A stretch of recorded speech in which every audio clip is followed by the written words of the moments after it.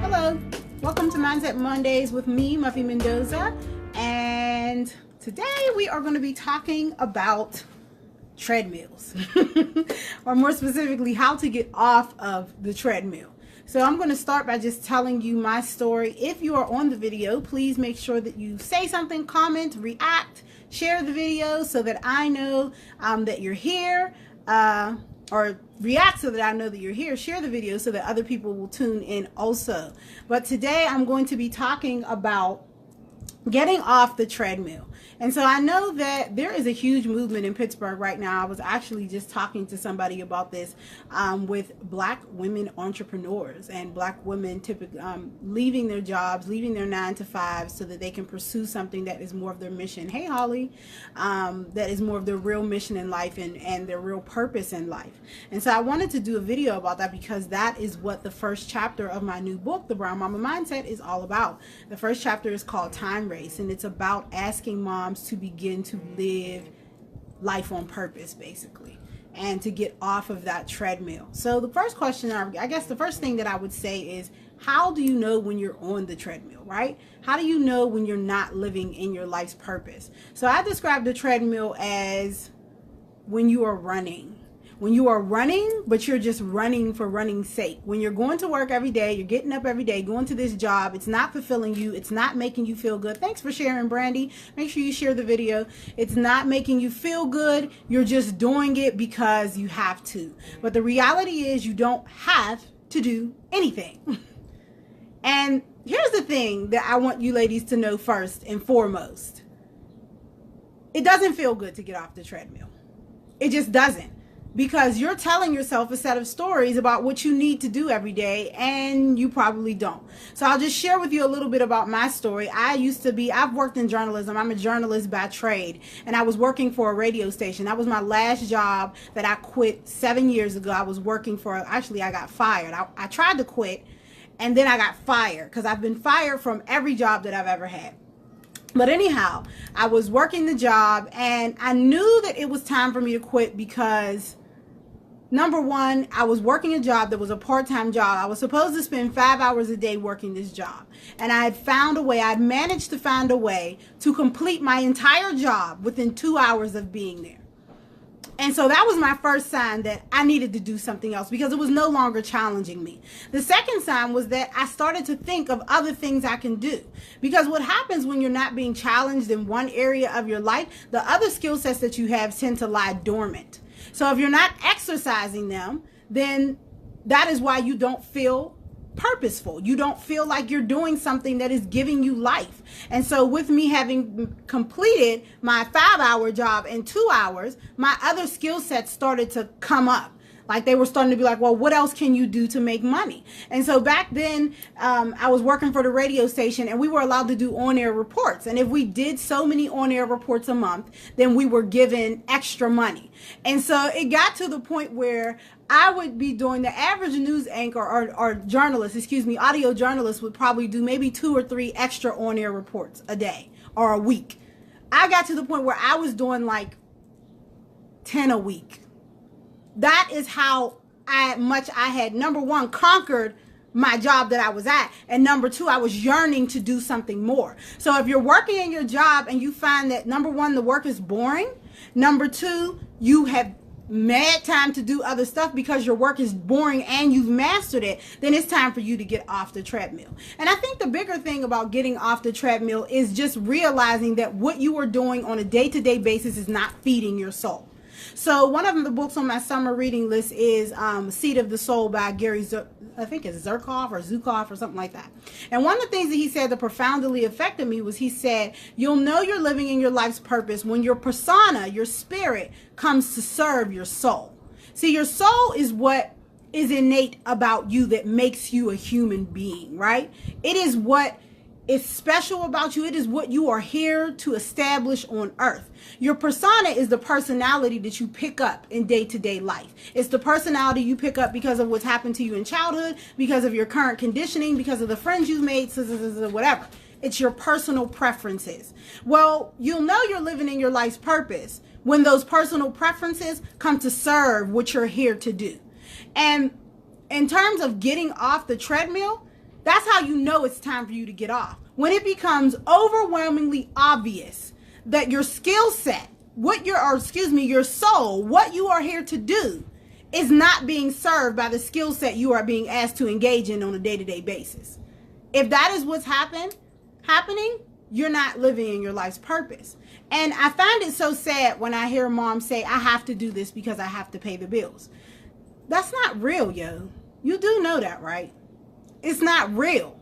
It's not real that you have to do this to pay the bills. One of the things I've learned as an entrepreneur is when you get off the treadmill, there are so many ways you can make money. Especially when you become innately connected to what it is that you do well. So if you're a good writer, if you're a good speaker, if you are good at selling, if you are good at gardening, whatever it is, you can find, or organizing. My husband said organizing. Mind your business. You can find somebody who's willing to pay you for that skill set, because there are tons of other people who are not good at what you're good at. So there's no need to stay on the treadmill. If your job is not servicing you at the seat of your soul, then it is useless. You are wasting your time here on earth. That is all you're doing. And the crazy thing is, for those of us who are believers, who believe in a higher power, who believe in the universe, who believe in God, when you're staying on that treadmill, when you're just running for running's sake, basically what you're saying to God is, this is all that's required for me. That's what you're basically saying. You're saying, I don't believe in you that much. I believe in you just enough to get me to this job every day and get me that little ass paycheck. That's basically what you're saying to God. So if you call yourself a believer, but you're staying in a dead-end job, and this is not for moms who love their job. If you love your job, by all means, stay where you at. But this is for people who are on that treadmill every day, running for running's sake. And the lie that we tell ourselves is, oh, I do this for my kids. I do this because I want my kids to have the best. I do this because I'm trying to set a good work example for your kids. So you're basically setting an example for your kids that you should do something every day that makes you miserable so you can pay a bill. Hey, Deanna. Hey, Natasha. Hey, Holly. Hey, Shakia. That doesn't make any sense. And that is one of the best things about getting off the treadmill and beginning to live your own life, is you begin to learn about you as an individual. You begin to learn about you as a person. And the more you learn about you as a person, guess what? Your kids see that. And they begin to realize that, hey, my job on earth is to learn about me. See, one of the things I learned through numerology, because I love to do numerology, I'm not a numerologist, it's just something that I use in my personal life, is that we have what's called a pupil number and a student number and a destiny number. So your student number is what determines who you are by default. And then your destiny number determines why you're here on earth. But oftentimes, well, for some people, because for some people not, some people have the same destiny number as they have pupil number. Well, the thing is, your goal on earth is to try to get from being who you are to whatever it is you are destined to be. But if what you're doing in your current situation is not facilitating that, then it doesn't make sense. You're just wasting your time here on earth, and this doesn't make any sense, because your job is to liberate yourself. Because whatever you have not accomplished in a past life, if you believe in that, is waiting to be accomplished now. And if you're just on that treadmill, look, it doesn't work. Numerology, Natasha, if you want to learn about numerology, the best thing you can do is go to a library and get a numerology book. It's so easy to learn, and I venture to say that every parent needs to know numerology. It will help you to understand yourself. It will help you to understand how you engage with people best, and it will help you to understand your children. But you need to liberate yourself, because it is only through liberation that you're going to teach your children how to liberate themselves. And we all know, as Black mothers, that most times we are living in communities, we are living in lifestyles that are not beneficial to us as a community.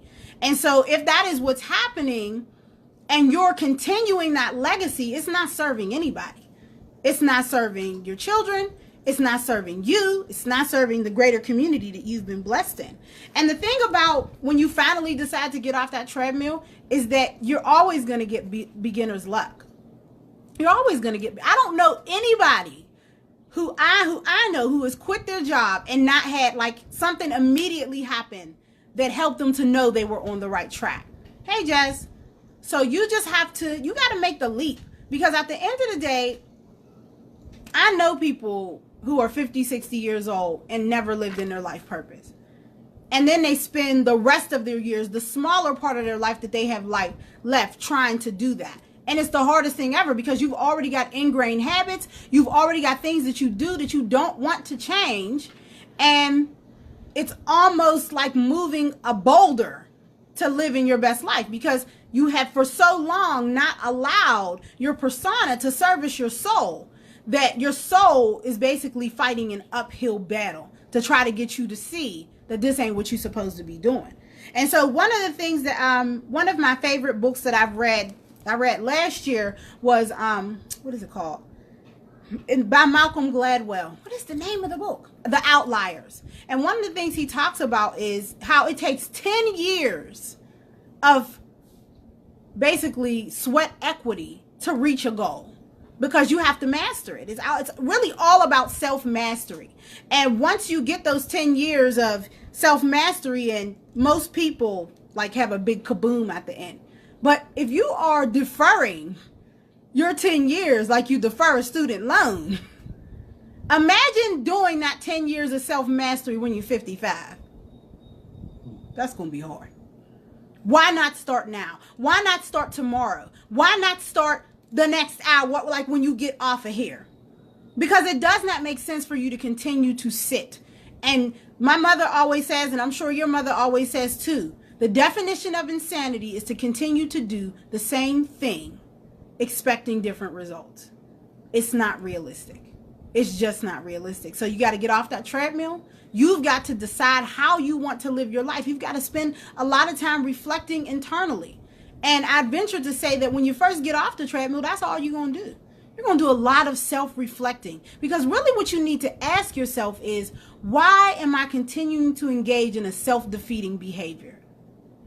It has nothing to do with the money you're getting from your job.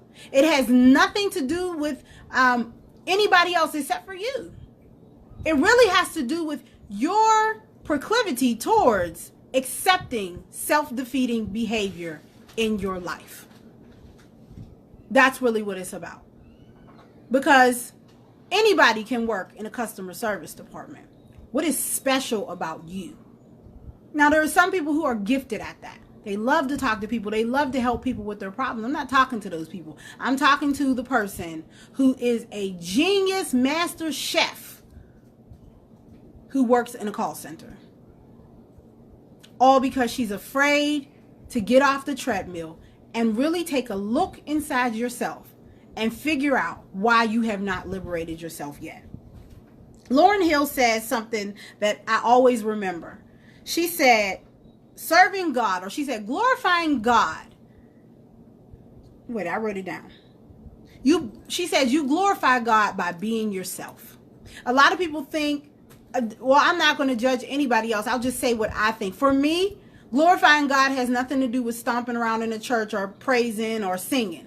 For me, glorifying God is living my best life. Because I know that the God that's inside of me is in me for a reason. And it has a purpose to fulfill. So every time I take another step in my business, take another step in my motherhood journey, take another step with my children, with my husband, that is intentional, that is purposeful, I'm glorifying God. I am giving God all of the praise and the honor and the glory, because I'm basically saying I'm going to listen to my soul. I'm going to allow my soul, I'm going to live a life out from inside out and not outside in. Because when you stay in a job, or when you stay in a relationship, or you stay parenting your children in a way that doesn't satisfy your needs as well as their needs, what you're basically doing is living a life from the outside in. You're allowing your environment, you're allowing other people's needs, you're allowing superficial needs to control your soul. And that just doesn't make sense. It doesn't make sense from a logical perspective. It doesn't make sense from a spiritual perspective. It doesn't make sense from a human perspective. So we just need to begin to rethink that.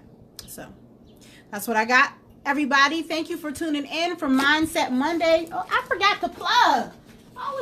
Don't forget to get my book, The Brown Mama Mindset. It is a blueprint for Black moms on life, love, and home. And what this book focuses on is asking you to make your life, your loving relationships, and your home your personal breeding ground for self-mastery. That is what it does. So if you don't have it, you need to get it. I will put the link in the top of the video. And order it off of me, not Amazon, please. So thank you so much for tuning in. Oh, brownmamas.com. Yes, you can find the book. You can find more of me. You can find more about Brown Mamas, the village that we've created, on brownmamas.com. And my name is Muffy Mendoza. Thank you for tuning in for my Mama Mindset Mondays, the first episode. Thank you. I will see y'all next Monday at 12 o'clock. Thank you, thank you, thank you. Love you to life.